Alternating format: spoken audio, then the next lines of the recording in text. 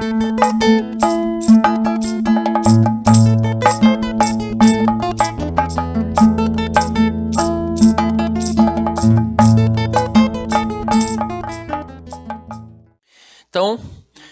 vamos iniciar então para o estudo da Parashá Hukat, Parashá da semana. Está lá em Números capítulo 19, verso 1, até o 22, verso 1. Então são apenas 3 capítulos.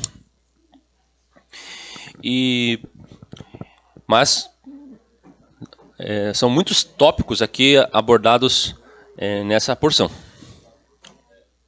Então vamos rapidamente dar uma breve inspecionada, né, no que nós temos aqui de assuntos. Então, primeiro o tópico, né, que está relacionado ao título da Parashá, Hukat, né, na verdade essa palavra Hukat ela é junto com a palavra Torá, né, Hukat a Torá, que é o estatuto da lei ou o estatuto da instrução acerca da novilha vermelha, né, desse animal peculiar, né, essa novilha totalmente vermelha, que era usada para produzir as cinzas da água da purificação das pessoas que entraram em contato com mortos. Depois desse relato, dessa parte de procedimento, nós temos aí o relato da morte de Miriam. E logo em seguida, nós temos aquele episódio em que falta água. E aí há uma contenda ali entre o povo, eles reclamam da falta de água. E aí Deus ordena a Moisés que fale a rocha para que saia a água. Só que Moisés não faz isso, ele bate na rocha ao invés de falar, e devido a isso ele tem a sua entrada na terra proibida. Porque ele não santificou a Deus, né, dando testemunho daquilo que Deus ordenou. E fez de modo diferente, ele fez o mesmo que ele tinha feito anos anteriores, que ele bateu na rocha. É interessante também, a título de curiosidade, né,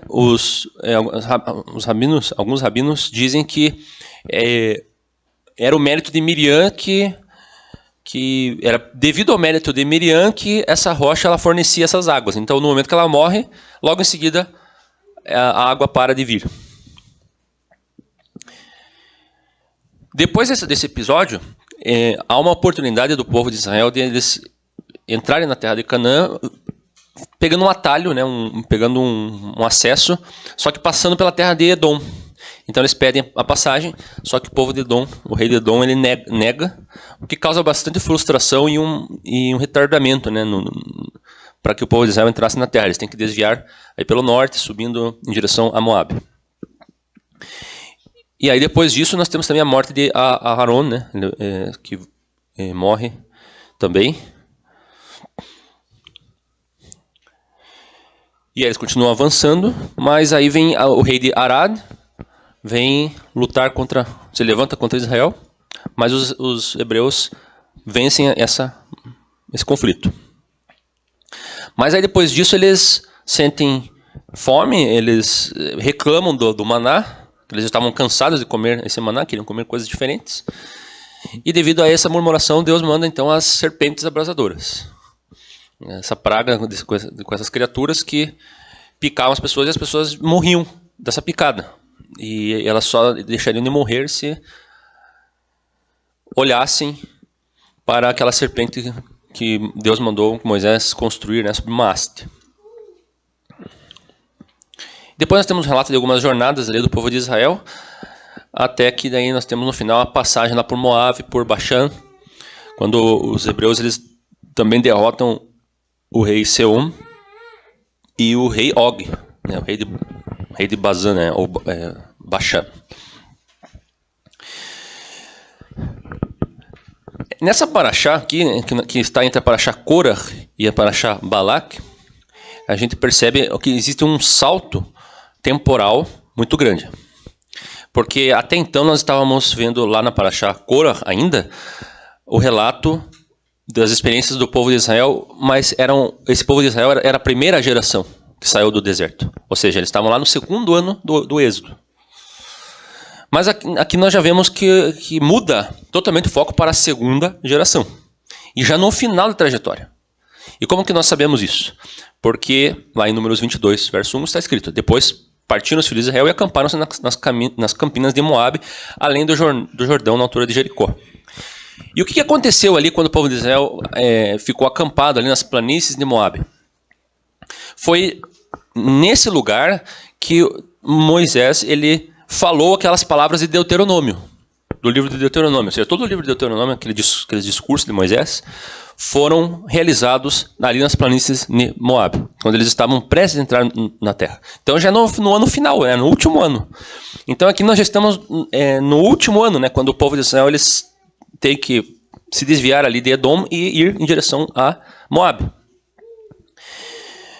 E isso daí ocorre já aí no meio da Parashá Hukat. Então estamos no tempo do Deuteronômio, 40º ano do povo no deserto. E em Korah nós estamos no segundo ano do Êxodo. Logo depois do relato dos espias, em que foi proibida a entrada na terra para a primeira geração, devido à forma como eles reagiram ao relato dos espias, demonstrando uma total falta de fé, de crer no que Deus poderia fazer por eles.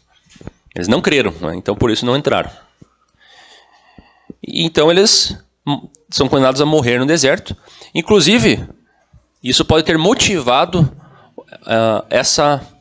pode ter sido um dos impulsionadores desse movimento de rebelião de Korah, porque se vocês pararem para pensar, o povo de Israel já estava condenado, eles já sabiam que eles não iriam entrar, e sob a liderança de Moisés. Então, quem sabe eles pensaram que sob a liderança de Korah, as coisas poderiam mudar. E aí, muitos se aliaram a Korah, né? Uma possibilidade bastante lógica. Mas então aqui há um salto de 38 anos, né, do segundo ano do Êxodo até o último ano, que é o 40º. E não é falado aqui o que aconteceu durante esse tempo. Então, o que aconteceu, né, nesse tempo aí, ocultado pela Torá, que na Torá não fala? O que aconteceu foi a morte, né? As pessoas morreram, como o próprio Deus diz lá em Números 14, 33 e 35. E vossos filhos pastorearão nesse deserto 40 anos e levarão sobre si as vossas infidelidades, até que os vossos cadáveres se consumam nesse deserto, segundo o número dos dias em que espiastes essa terra, 40 dias, cada dia representando um ano. Levarei sobre vós as vossas iniquidades 40 anos. E conhecereis o meu afastamento. Eu, o Senhor, falei, assim farei a toda essa má congregação que se levantou contra mim nesse deserto, se consumirão e aí falecerão. E nós vemos também que nessa Parashá Hukat, duas pessoas importantes morrem, né, que são Miriam e Aharon. Miriam e Aharon, que são irmãos de Moisés, então eles são pessoas importantes. Aharon, sumo sacerdote. Pessoas de grande valor ali para o povo e também aos olhos de Deus. E eles possivelmente eram os últimos remanescentes dessa primeira geração, que ainda estavam vivos. Então eles são recolhidos porque Deus ordenou que ninguém da primeira geração entraria, exceto Josué e Caleb, né? Até o próprio Moisés, ele ainda vai viver mais um tanto, até ele dar aquele discurso final lá de Deuteronômio, e aí ser recolhido. Mas então Deus está finalizando com a primeira geração e começando com a segunda, o processo. E aqui então agora nós vamos entender o que é esse estatuto da novilha vermelha e vamos ver como ela se relaciona com esse contexto. Então, como que era esse procedimento da novilha vermelha? Servia para purificar as pessoas que tocavam em cadáveres.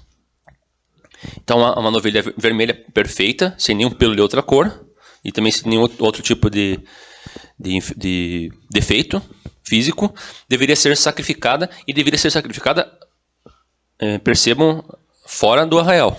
Importante esse detalhe. Enquanto que, geralmente, os sacrifícios eram feitos com o animal sendo abatido ali no altar. E já queimado, né? Mas aqui, no caso, ela era levada para fora do arraial para ser sacrificada. O sangue dela é espargido 7 vezes para a frente da tenda da revelação. E aí ela é queimada por inteiro. E aí percebam esses elementos aqui. Quem tem acompanhado nossos estudos já devem lembrar desses elementos: pau de cedro, sopa escarlata. Isso já foi visto em outro tipo de ritual de sacrifício e purificação. Ele lança no meio do fogo que queima a novilha. E o sacerdote, então, ele se purifica com a água.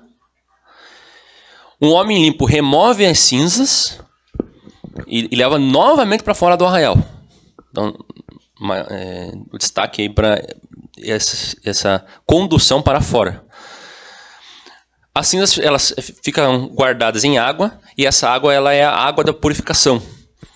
Todo homem que toca num morto, num cadáver, né, de homem, aqui é diferente da pessoa tocar num cadáver de um animal. Porque se a pessoa tocasse no cadáver do animal, ela não ficava impura, não precisava um ritual como esse para ela ficar pura, era mais rápido.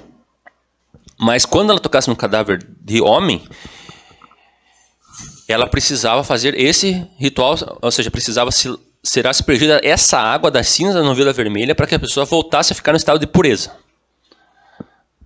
E isso daí, é claro, só tem sentido quando a gente pensa na existência do templo com a glória do Eterno se manifestando ali. Porque senão, hoje, todos nós, e mesmo em Israel, as pessoas tocam no cadáver, não tem o tempo para fazer, e nem novilha vermelha, e nem cinzas para elas se purificarem. Mas também não tem o templo, então não tem essa necessidade hoje. Mas se tivéssemos o templo com a glória de Deus se manifestando lá, então qualquer um que precisasse ir se aproximar do templo, teria que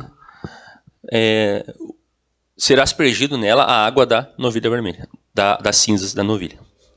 E olha que interessante, a água, ela deveria ser aspergida sobre essa pessoa no terceiro dia que ela estava impura por ter tocado no cadáver.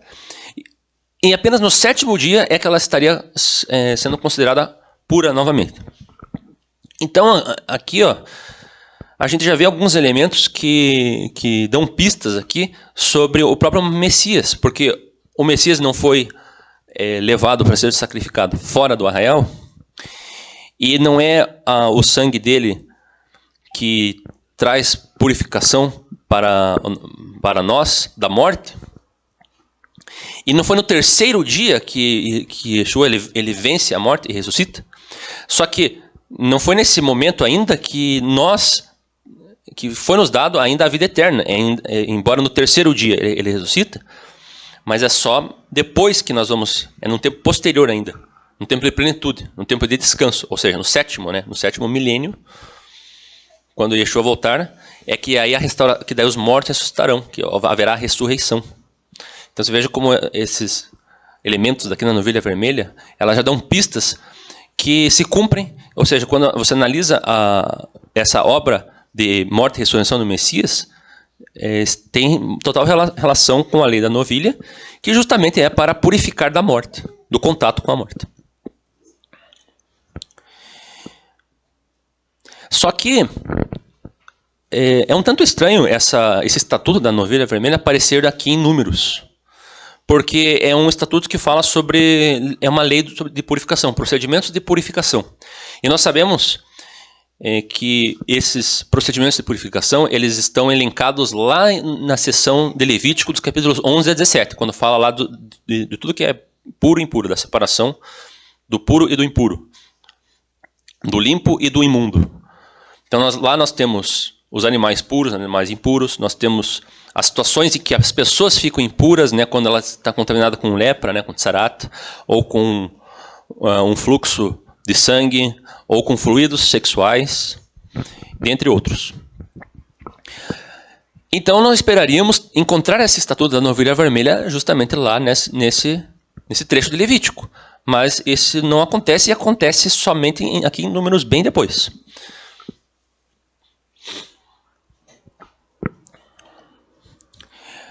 Uma outra semelhança que nós vemos, como eu havia falado, são esses elementos, pau de cedro, isopo e escarlata, que são utilizados também na purificação do Metsorá, do portador da tsarat, da lepra.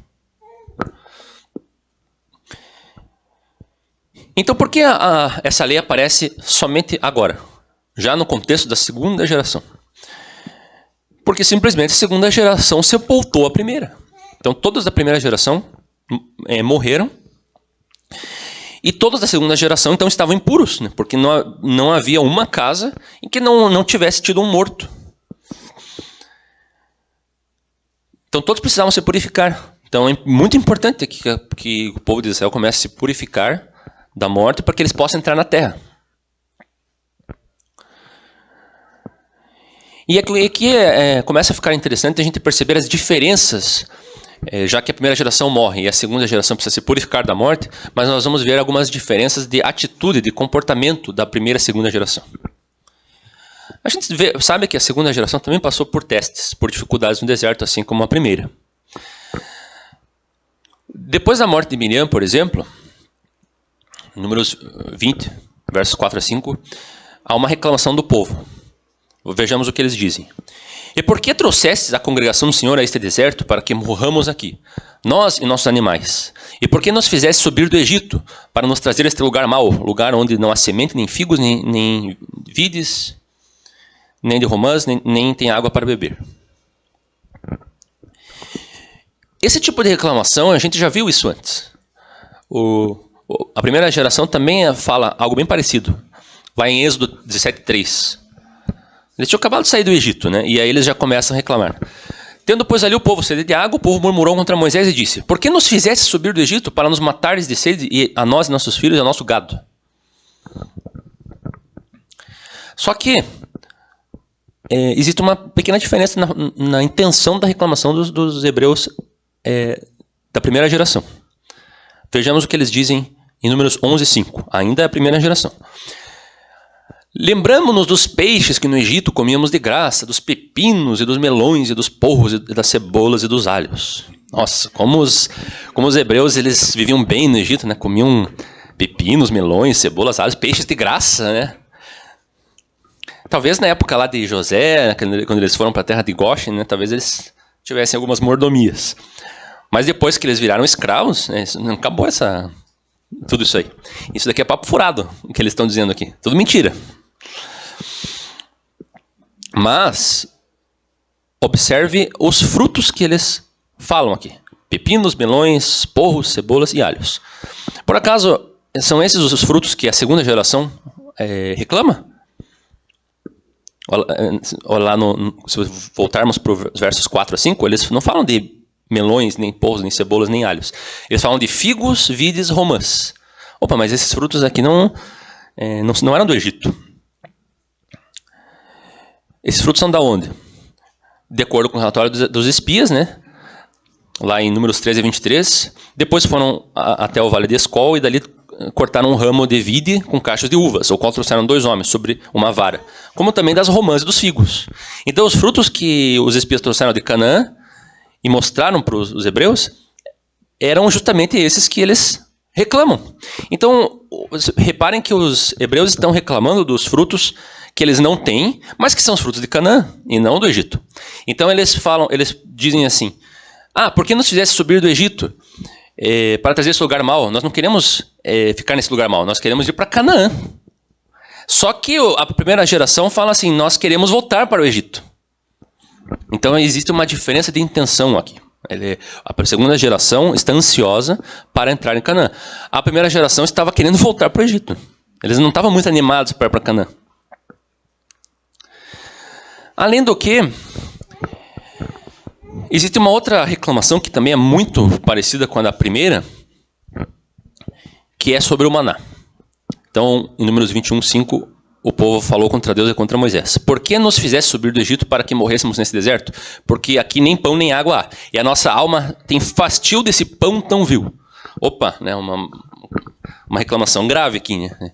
Chamar o pão, né, o maná, um pão milagroso ali, de vil. E não é à toa que Deus se irou ali com a situação e mandou as serpentes abrasadoras. E os hebreus da primeira geração também reclamaram do maná. Mas agora nossa alma se seca, coisa nenhuma há senão esse maná diante dos nossos olhos. Agora, existe alguma diferença na reclamação da primeira e da segunda geração com relação ao maná? Parece que dessa vez não, né? Parece que os dois reclamam igual. Só que na verdade tem uma diferença assim, que é o tempo. Porque a primeira geração, eles tinham acabado de começar a comer o maná e já estavam reclamando. E ainda estavam lembrando dos peixes, dos melões, dos alhos, das cebolas do Egito, como se eles comessem tão bem lá. E como se eles comessem de graça ainda. Porque isso aqui é tudo papo furado. Só que a segunda geração já estava comendo maná há 40 anos. Então, vamos dar um crédito para eles nesse sentido, porque não que eles fizeram certo, pelo contrário, fizeram muito errado de ter murmurado sobre o maná. Mas pelo menos eles estavam há 40 anos comendo, né? Então é compreensível já que eles já estavam enjoados só de comer maná. E eles também estavam ansiosos para comer os frutos da terra de Canaã. E a primeira geração já estava reclamando, mal começaram a comer maná, já estavam reclamando.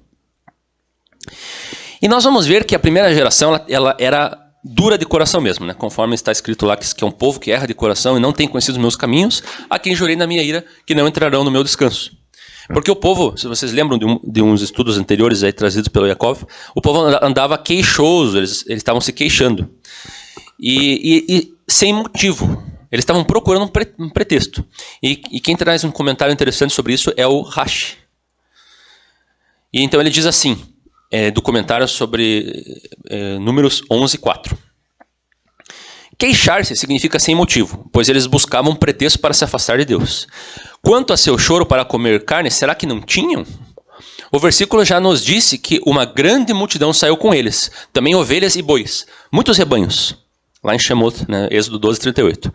Será que já os tinham consumido? Então eles estavam se queixando que não tinham carne para comer, mas eles tinham muitos animais ali à sua disposição. Por que não comeram eles? Será que já tinham comido todos eles? Não, porque se fosse assim, né? Como que as tribos de Ruben e Gad tinham numerosos rebanhos lá, tanto que eles, quando passam lá pelas terras de Bazã e de Moab, eles já querem ficar com aquelas terras antes mesmo de entrarem em Canaã, porque tinha um pasto muito bom para o seu vasto gado.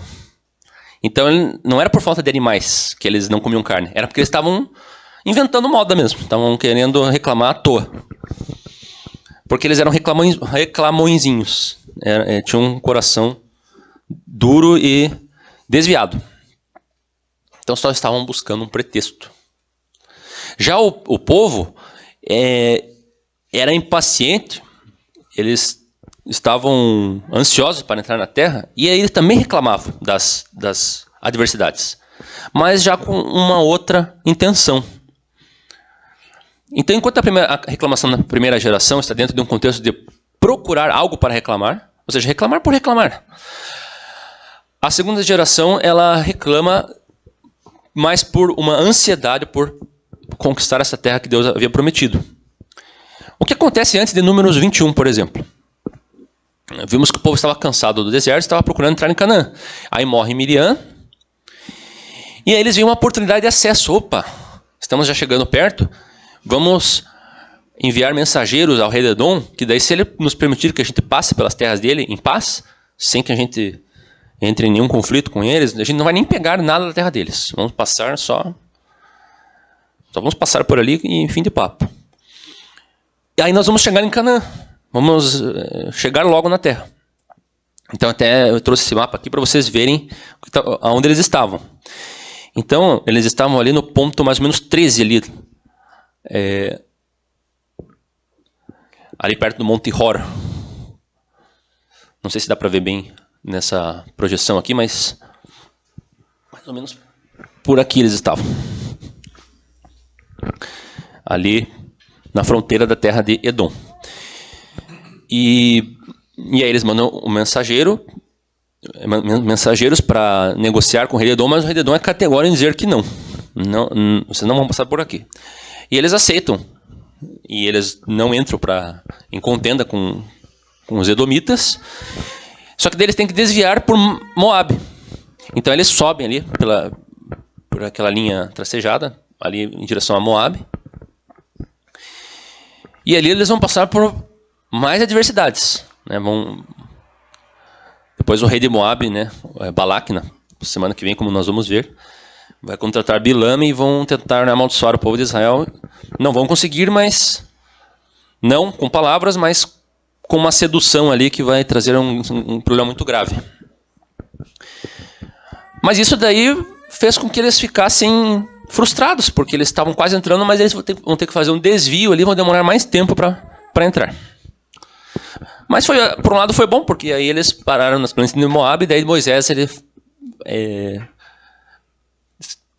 fala aquelas palavras de Deuteronômio, né, aconselhando o povo, dando as últimas admoestações.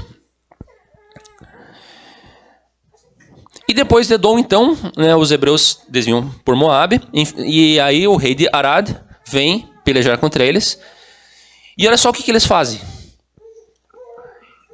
Aqui nós vemos uma outra diferença também crucial entre a segunda geração e a primeira, porque eles fazem um voto ao Senhor, dizendo: se de fato entregares este povo na minha mão, destruirei totalmente as suas cidades. Então veja essa iniciativa que eles têm de se colocar à disposição e pedir ao Senhor, dizendo: entregue esse povo nas nossas mãos e nós destruiremos as suas cidades. E nós vemos que esse povo, eles têm várias vitórias, não somente contra o rei de Arad, mas também contra o rei Seom, o rei Og, que é curioso, ele era um gigante, tinha cerca de 4 metros de altura. Também vencem os midianitas, depois no final, no desfecho lá da história de Bilã. Ou seja, eles não têm esse medo que a primeira geração tinha. A primeira geração tinha medo da guerra e dos povos fortes. Tanto que, em Êxodo 13, verso 17, Deus fala, né? E aconteceu que quando o faraó deixou o povo, Deus não os levou pelo caminho da terra dos filisteus, que estava mais perto. Porque Deus disse: porque porventura o povo não se arrependa havendo a guerra e volte ao Egito. Era um povo mais frágil de coração, porque eles, provavelmente por serem escravos, não tinham essa valentia no coração. Então eles tinham medo da guerra. Estavam vivendo, né, opressos por Faraó. Então eles não se achavam grande coisa. Apesar de que Deus mostrou que ele era o homem de guerra de Israel, né? Com Deus eles não teriam nada a temer. Mas mesmo todos aqueles prodígios de Deus não foram suficientes para elevar um pouco a estima, né, dos hebreus. E lá em Números 13:31, os espias, né, dizem: não poderemos subir contra aquele povo porque é mais forte do que nós. Agora veja o contraste com a segunda geração. A segunda geração, eles não têm problemas em ter que enfrentar os inimigos, a tal ponto de que eles começam a ter vitórias que o próprio Balaque teme pelo povo de Israel. E contrata Bilã para amaldiçoá-los, porque eles pensam: se alguém não amaldiçoar esse povo, nós é que não poderemos contra eles. E a primeira geração pensava o contrário: nós é que não poderemos contra os cananeus. Então inverteu aqui a postura. Então, nós, tendo entendido essas diferenças aí de posicionamento, né, de coração dos filhos de Israel da segunda geração, o que a gente percebe? Que eles criam, eles reclamavam, passavam por momentos de descrença ali, por questionamentos, por dificuldades por estar no deserto, às vezes por uma falta de água, falta de comida, mas eles tinham algo diferente, e esse diferente crucial: eles acreditavam, eles tinham essa fé e essa vontade, né, de entrar na terra. Essa vontade de ir para frente, não ficar parados. Estavam ansiosos por ir. E a primeira geração não. A primeira geração ela queria voltar, queria reclamar por reclamar. Então, esse espírito vivo que havia na segunda geração é muito importante.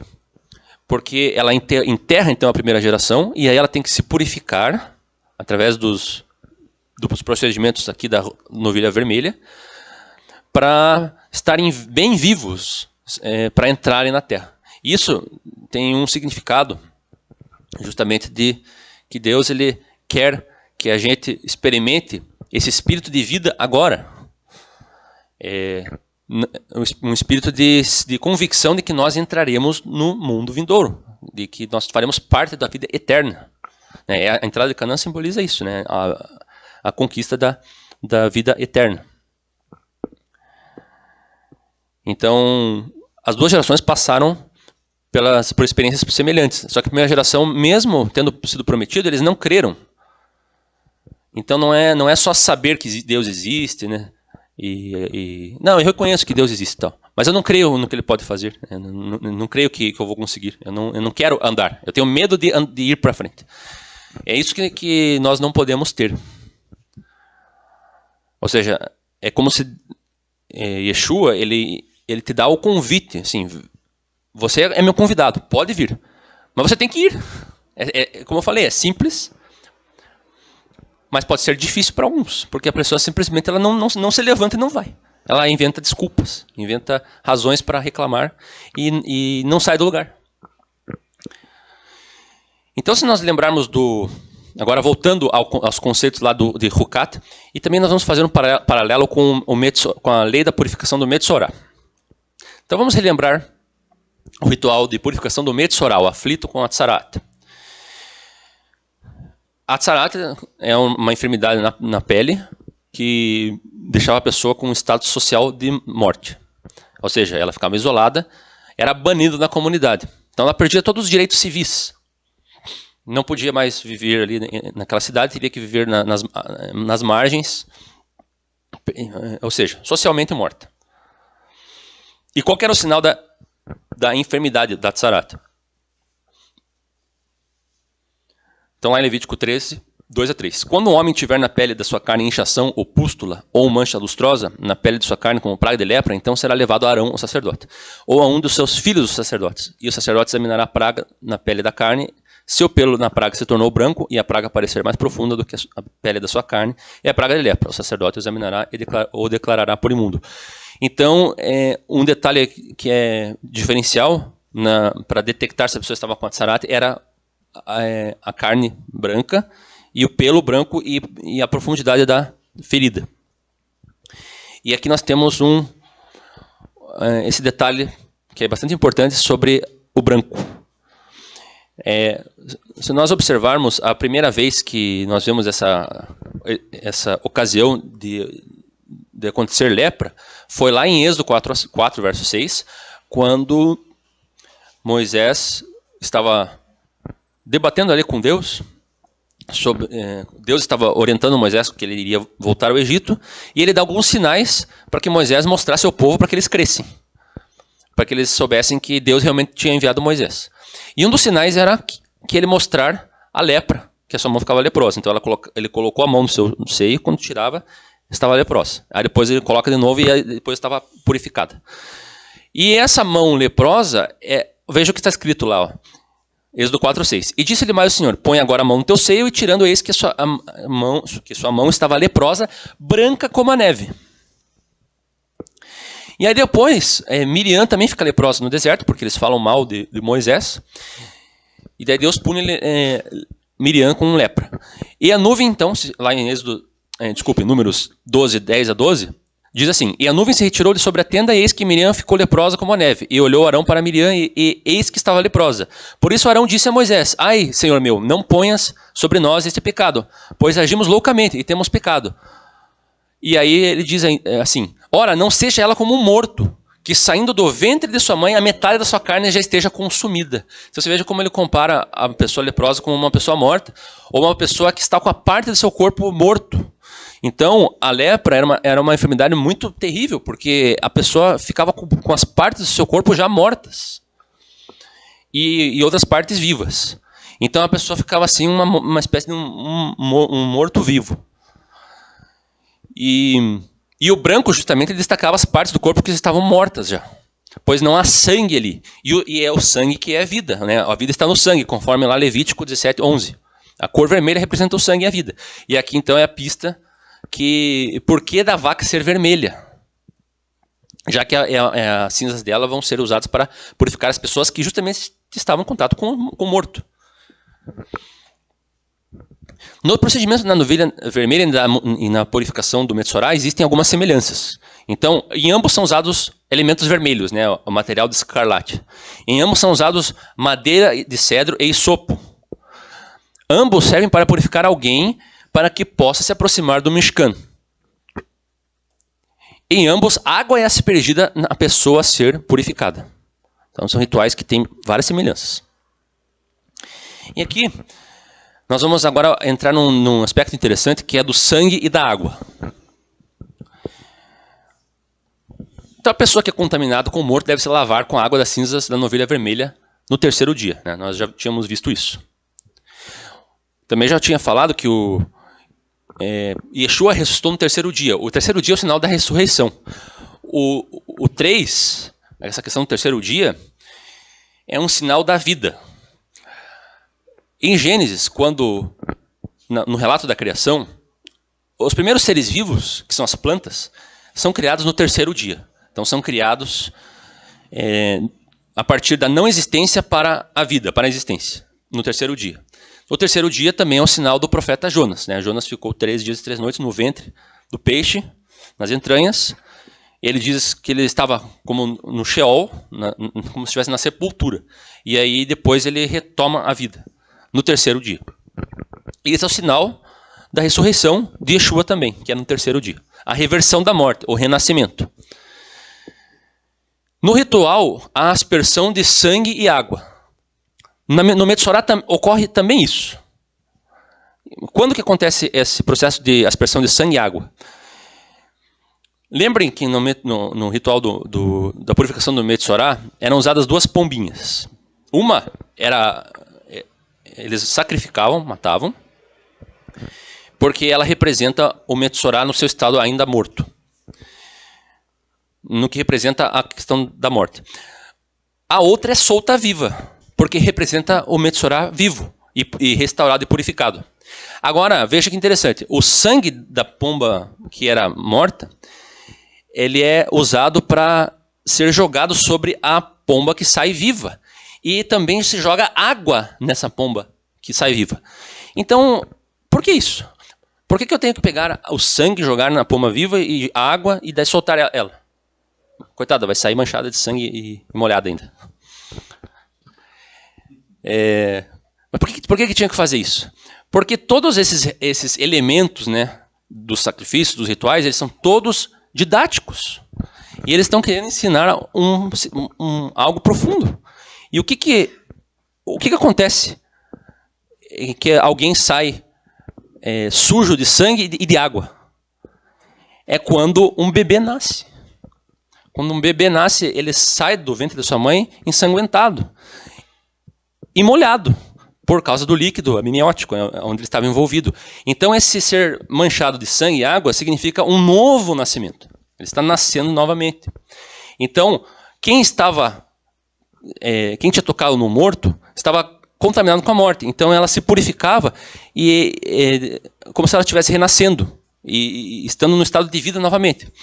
Da mesma forma, o Metsorá, que estava condenado àquele estado de putrefação, ainda vivo, mas ele é restaurado. Então o corpo dele é restaurado e a vida social dele é restaurada.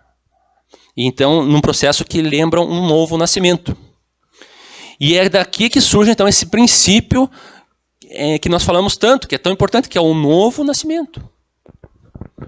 O novo nascimento através do sangue de Yeshua. Então, quando nós nascemos de novo, é como se nós estivéssemos sendo lavados com o sangue de Yeshua, mas também somos lavados com a água do batismo. Então, por isso que é importante a pessoa, quando nasce de novo, ela crê em Yeshua, ela precisa desse ato, né, de crer na obra do Filho de Deus e passar pelas águas do batismo. Então, ela nasce de novo, ela faz um ato simbólico demonstrando que ela entende que ela nasceu de novo.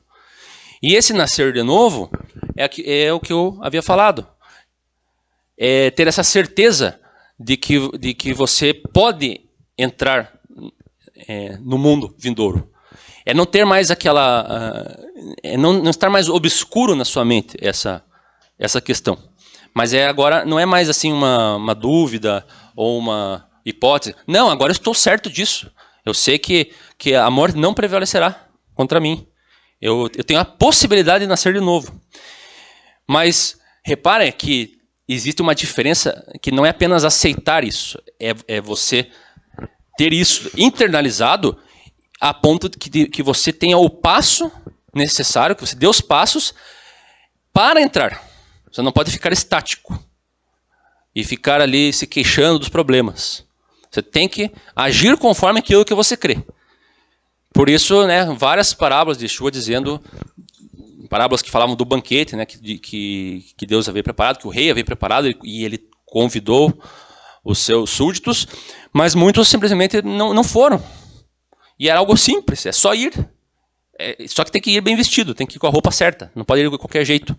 Mas você não tem muita dificuldade, você não tem que fazer algo muito grandioso. É só ir. E muitos não vão, infelizmente. Mas então, é nesse contexto que Yeshua fala lá, em João 3, verso 6, naquela conversa com Nicodemos. Na verdade, eu te digo que aquele que não nascer da água e do Espírito não pode entrar no reino de Deus. Não tem maravilhas de ter dito, necessário vos é nascer de novo. Como eu havia falado, nós ainda estamos suscetíveis às corrupções do mundo, à doença, às tentações, ao pecado. Mas uma coisa é diferente em nós. Nós temos essa convicção, não é algo assim, uma hipótese ou uma especulação. Nós teremos a vida. Nós teremos a vida. Quando até nós vemos alguém morrer, a gente sabe que ele não é o fim. Se a pessoa creu, ela só está aguardando, né? Está aguardando a ressurreição. Então que nós possamos nos fortalecer, né, nessa convicção, para que a gente sempre possa dar o passo necessário para entrar, né, no mundo vindouro.